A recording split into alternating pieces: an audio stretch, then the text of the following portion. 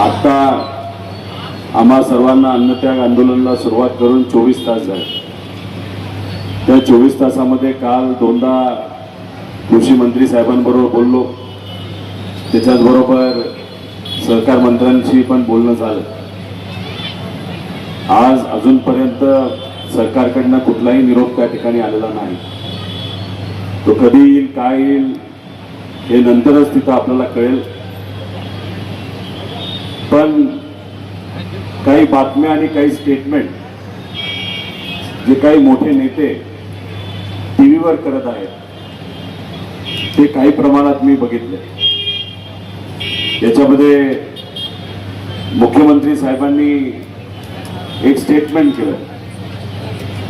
सुरुवातीला ते म्हणत होते की या पुण्यश्लोक अहिल्यादेवी होळकरांच्या नावाच्या कर्जमाफी योजनेमध्ये कुठेही अट आम्ही टाकलेली नाही. हे त्यांचं पहिलं स्टेटमेंट. नंतर ते म्हणतात 99% शेतकऱ्यांना या योजनेचा फायदा होईल. म्हणजे सुरुवातीला कुठली अट शर्त नाही असं त्यांनी सांगितलं. नंतर 99% शेतकऱ्यांना फायदा होईल. काल ते म्हणाले 40 लाख शेतकऱ्यांना बिना अट तिथं मदत होणार आहे. म्हणजे योजना आहे 55 लाख शेतकऱ्यांची. काल संध्याकाळी त्यांनी कुठेतरी मान्य केलं असं आपल्याला म्हणावं लागेल की 40 लाख लोकांना फायदा होईल. म्हणजे कुठेतरी 15 लाख लोकांवर अन्याय होईल.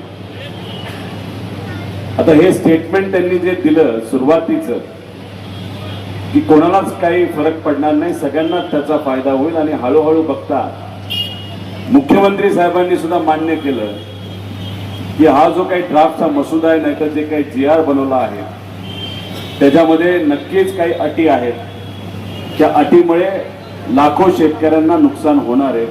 मला असं वाटतं की शेतकरी एकजुटीचा हाच खऱ्या अर्थाने फायदा असतो. आता याच्यात ते सांगत असताना त्यांनी सांगितलं की जर कर्जमाफी सरसकट दिली तर बँकिंग सिस्टमला अडचण होईल. 2014 पासून आतापर्यंत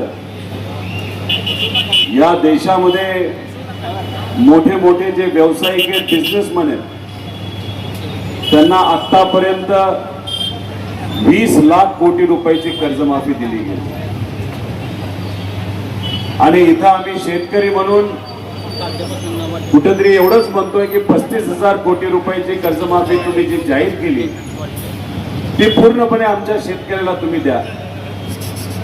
आता 20 लाख कोटी रुपये मोठ्या व्यावसायिकांचे, पैसेवाल्यांचे माफ करून जर या बँकिंग सिस्टमला अडचण झाली नसेल तर मग आमचे 35,000 कोटी रुपये 55 लाख शेतकऱ्यांचे माफ करून थोडी बँकिंग सिस्टमला काय अडचण होणार. काल मोदी साहेबांचे गुणगान गात असताना त्यांनी अजून एक गोष्ट सांगितली की आपल्या या देशाची परिस्थिती इतकी चांगली आहे. जर पंतप्रधान साहेबांनी ठरवलं एका दिवसामध्ये या देशावरचं सगळं कर्ज जर भरून टाकायचं तर आपली आर्थिक ताकद इतकी चांगली आहे की एका दिवसामध्ये आपण तो निर्णय तिथे घेऊ शकतो. म्हणजे त्याचा अर्थ एका बाजूला शेतकऱ्याला न्याय देण्यासाठी आम्ही जेव्हा तुम्हाला म्हणतोय सरसकट कर्जमाफी द्या, तेव्हा तुम्ही म्हणता बँकिंग सिस्टमला अडचण येईल. आणि दुसऱ्या बाजूला मोदी साहेबांची प्रशंसा करत असताना तुम्ही सांगताय की आपली आर्थिक परिस्थिती या देशाची इतकी चांगली आहे की या देशावर कितीही लोन झालं तरी ते आपण भरून काढू शकतो. म्हणजे हा विरोधाभास आहे असं आपल्याला म्हणावं लागेल. खरं तर आकडेवारी द्यायची झाली कारण तुम्हालाही माहिती, मी जेव्हा बोलतो तेव्हा आकड्यातच बोलतो. 2014 मध्ये या देशावर, पूर्ण देशावर 56 लाख कोटीचं कर्ज होतं. आणि आता या देशावर गेल्या 10 वर्षामध्ये 210 लाख कोटीचं कर्ज झालेलं आहे. आणि तुम्ही म्हणताय की मोदी साहेब आणि त्यांनी हे जे सरकार चालवलेलं आहे त्याच्यात इतकी ताकद आहे, हे 200 लाख कोटीचं कर्ज एका दिवसात तुम्ही भरू शकता. आमचं एवढंच म्हणणं आहे, 200 लाख कोटीचं कर्ज तुम्ही काय भरू नका, पण आमच्या शेतकऱ्याचं 35,000 कोटी रुपयाचं कर्ज तुम्ही भरा आणि सरसकट कर्ज माफी तिथं आम्हाला शेतकऱ्यांना द्या. मी सातत्याने आणि खरं तर आता नवले साहेबांनी सुद्धा आपल्या सर्वांना GR बद्दल सांगितलं. याच्यामध्ये अटी आहेत आणि त्या अतिशय घातक आहेत. त्या अटी काढणं फार महत्वाचं आहे. 2019ला जी कर्जमाफी झाली होती त्या कर्जमाफीला ही कर्जमाफी तुम्ही जोडत असाल तर 2019ला 48 लाख शेतकऱ्यांनी त्या कर्जमाफीचा लाभ घेतला होता. त्या कर्जमाफीचा लाभ जर 48 लाख शेतकऱ्यांनी घेतला असेल तर साधा तुम्हाला मला प्रश्न आहे, तर या कर्जमाफीमध्ये या 48 लाख शेतकऱ्यांवर अन्याय होणार का नाही होणार? 100% होणार. आणि अन्याय कसा होणार? तर 2 लाखापर्यंत कर्जमाफी या सरकारने जी जाहीर केली त्याच्यामध्ये 19ची अट असल्यामुळे ते म्हणतात 50,000 पर्यंत ज्या लोकांनी 19चा फायदा घेतलेला आहे कर्जमाफीचा त्या शेतकऱ्यांना फक्त 50,000पर्यंतच हे सरकार तिथं मदत करणार आहे. आमचं म्हणणं एवढीच अट काढा, एवढीच अट काढा. मग काय होणार आहे? ज्या शेतकऱ्याची 2019ला कर्जमाफीचा फायदा घेतलाय त्याचा आता जर 1.5 लाख रुपयाचं कर्ज असेल तर या GR प्रमाणे फक्त 50,000 रुपयाचा फायदा त्यांना मिळणार. पण त्याच्यासाठी आधी त्यांना 1 लाख रुपये भरावे लागतील खिशातून. आहेत का पैसे एवढे शेतकऱ्याकडे? आज नाहीत. 1 लाख भरल्यानंतर 50,000. आमचं म्हणणं ही अट काढा. त्यांनी काय होईल? 1.5 लाखच्या 1.5 लाख रुपये हे आमच्या शेतकऱ्याचे तिथं माफ होणार. 2 लाख असतील तर 2 लाख माफ होणार. 2.5 लाख असतील तर तिथं 2 लाख माफ होणार. 50,000 ठीक आहे, आम्ही भरू. तर नवले साहेब, शेतकरी संघटनेचं मत आहे की जेवढं केवढं कर्ज आमच्या शेतकऱ्यावर असेल तेवढं तुम्ही माफ करा. ही महत्वाची मागणी आहे. सरकार या बाबतीत काय करेल हे आपल्याला सांगता येणार नाही, पण सरकारच्या हातामध्ये हा मसुदा असेल, हा GR असेल तर या 2 अटी तरी काढा. त्याच्याबरोबर दुसरी अट जी आहे ते रेग्युलर कर्ज भरणाऱ्या शेतकऱ्याची आहे. 2017ला कर्जमाफी झाली तेव्हा रेग्युलर भरणारे शेतकरी किती होते? 14.5 लाख. जेव्हा 2019ची कर्जमाफी झाली तेव्हा हे शेतकरी किती होते? 14 लाख. आता तुम्ही म्हणताय 23 लाख आहे. 23 लाख आकडा कुठून आणला तुम्ही? हे रेग्युलर भरणारे शेतकरी 23 लाख कुठंच नाही आहेत. आणि याच्यात तुम्ही अट काय टाकली? 25-26 जे वर्ष झालं आणि 26-27 जे वर्ष झालंच नाही. मग तुम्ही काय म्हणताय या 14 लाख शेतकऱ्याला की बाबा अजून 1 वर्ष तुम्ही थांबा आणि 1 वर्ष थांबा, तेवढं तुम्ही परतफेड करा, मग तुम्हाला आम्ही कर्जमाफी देऊ या रेग्युलर शेतकऱ्याला. हाच अर्थ झाला ना 26-27चा. मग ही अट कशाला पाहिजे? मदत आज आमच्या शेतकऱ्याला आत्ताच्या आत्ता तिथं मदत पाहिजे. त्यामुळे या 2 अटी काढणं आमच्या सर्वांसाठी महत्वाचं आहे. त्यामुळे मला सरकारला एवढंच सांगायचंय, आम्ही राजकीय टीका करणार नाही, आम्हाला टीका करायची नाही. नक्कीच जे पद महत्वाचं असतं ते मुख्यमंत्री पद असतं. त्या पदावर असणारे देवेंद्र फडणवीस साहेबांनी ठरवलं की लगेचच्या लगेच हा निर्णय तिथं घेतला जाऊ शकतो. आणि जसं नवले साहेबांनी सांगितलं, तुम्ही कुठल्याही तुमच्या अभ्यासू नेत्याला इथं पाठवा, त्यांच्याशी आम्ही चर्चा करायला तयार आहे. पण कृपा करून आमचं मत आहे अभ्यासू नेत्याला. नाही तर तुम्ही सांगलीच्या कुठल्या तरी एका नेत्याला पाठवला, नाही तर इथल्या पालकमंत्र्याला पाठवणार. त्यांचा अभ्यास किती याचा अंदाज आम्हाला आहे. त्यामुळे तुमच्यातले जे अभ्यासू नेते बावनकुळे साहेबांना पाठवा, कृषी मंत्री साहेबांना पाठवा, रावळ साहेबांना पाठवा.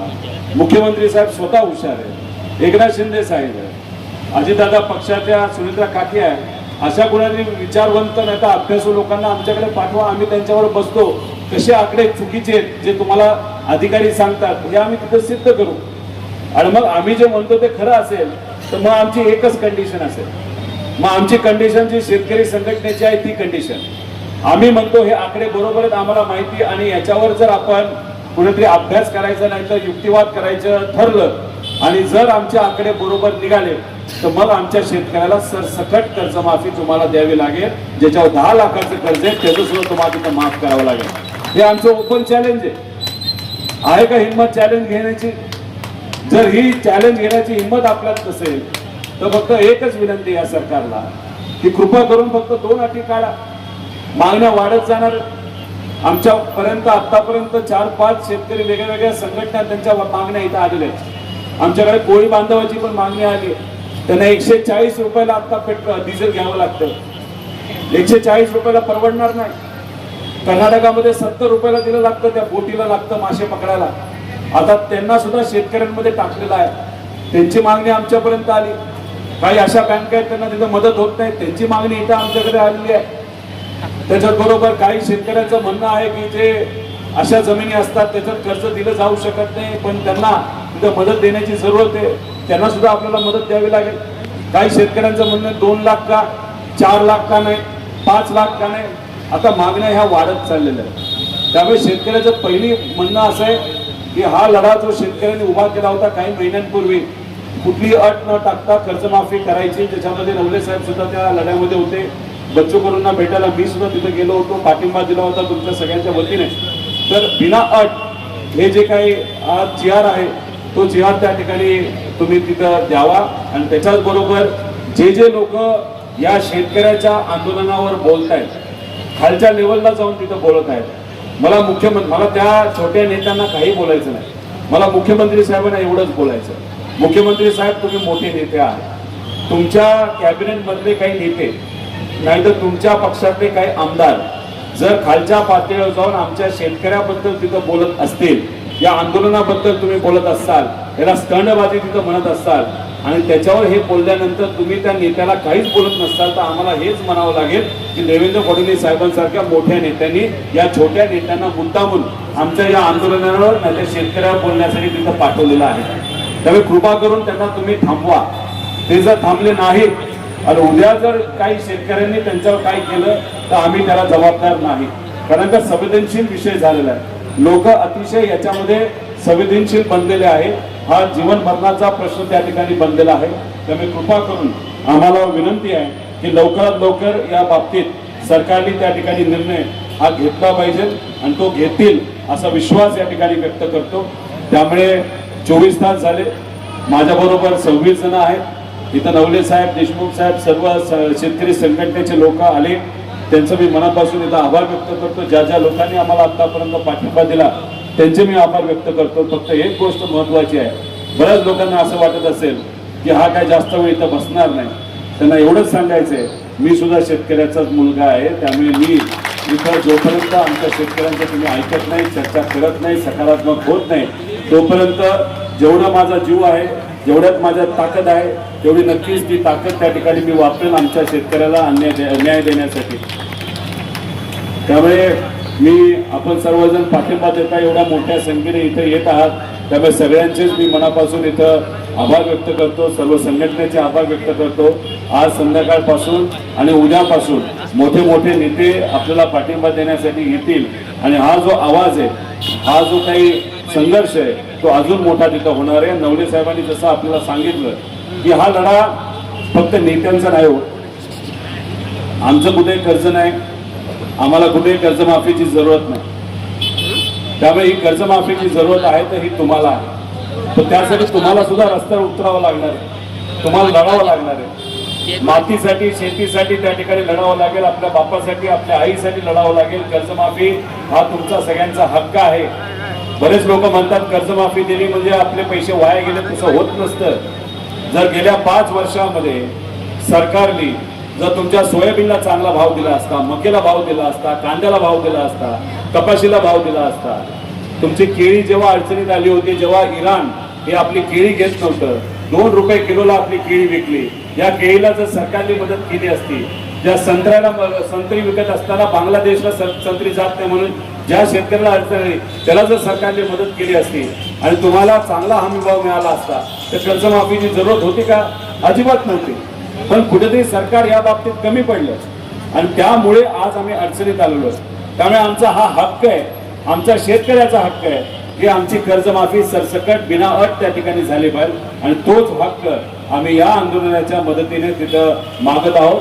त्यामुळे सर्व शेतकरी बांधवांना, भगिनींना, माता भगिनी, त्याच्याबरोबर आमचे युवा जे शेतकरी आहेत त्यांना मी विनंती करतो, हा लढा तुम्हाला कुठे ना कुठेतरी आपल्या गावात, तालुक्यात, जिल्ह्यात हा हातात घ्यावाच लागेल. आणि तुमच्यासाठी तुम्ही स्वतः जर रस्त्यावर उतरला नाही तर कुणीही नेते तुम्हाला मदत करू शकत नाही.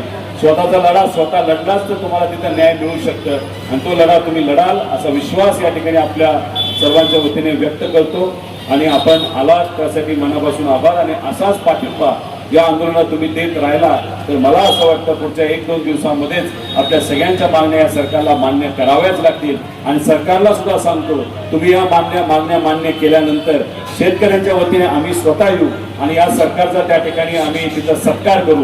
आम्हाला याच्यात कुठेही राजकारण करायचं नाही. फक्त अटी काढा, लगेच दुसऱ्या तासामध्ये तिथं तुमच्यापर्यंत आम्ही पोहोचतो, तुमचा सत्कार करतो, तुमचं अभिनंदन करतो आणि तुम्हाला पूर्णपणे क्रेडिट या पूर्ण GR साठी त्या ठिकाणी देतो. आम्हाला कुठेही क्रेडिट घ्यायचं नाही. येणारं वर्ष पाऊस नसल्यामुळे आमच्या या बळीराजाला अतिशय कठीण जाणार आहे आणि फक्त बळीराजाला जाणार नाही तर तिथे असणाऱ्या आमच्या मजुराला जाणार आहे, ग्रामीण अर्थव्यवस्थेला जाणार आहे. ग्रामीण अर्थव्यवस्था अडचणीत आली, शहर अर्थव्यवस्था अडचणीत येणार आहे. त्यामुळे येणारं वर्ष अतिशय कठीण आहे. तर येणाऱ्या वर्षात जर आम्हाला जगायचं असेल तर हे आमचा जो हक्क आहे कर्जमाफीचा तो आम्हाला त्या ठिकाणी मिळालाच पाहिजे अशी आमच्या सगळ्यांची त्या ठिकाणी मागणी. एवढंच सांगतो आणि सरकारकडनं कदाचित आता काही संदेश आला असेल तर तो आपण सर्वांनी जाणून घेऊ. नसेल आला तरी आम्ही आंदोलनात ठाम आहोत एवढंच या ठिकाणी सांगतो. थांबतो. जय हिंद, जय महाराष्ट्र, रामकृष्ण.